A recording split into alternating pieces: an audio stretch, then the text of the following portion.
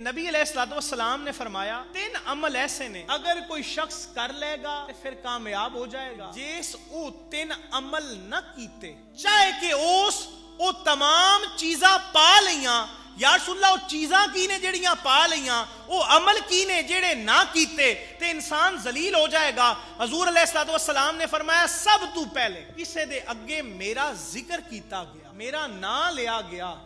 اور اگر اس درود نہ پڑھیا حضور نے فرمایا او ذلیل اور رسوا ہو گیا۔ یا رسول اللہ دوجا او کیڑا عمل ہے اگر ساڈے سامنے آئے اور اسا نہ کیتا تے اسی ذلیل ہو جاؤں گے؟ حضور نے فرمایا اگر کسے نو ماں باپ حیاتی چ میسر ہو گئے، ماں باپ حاصل ہو گئے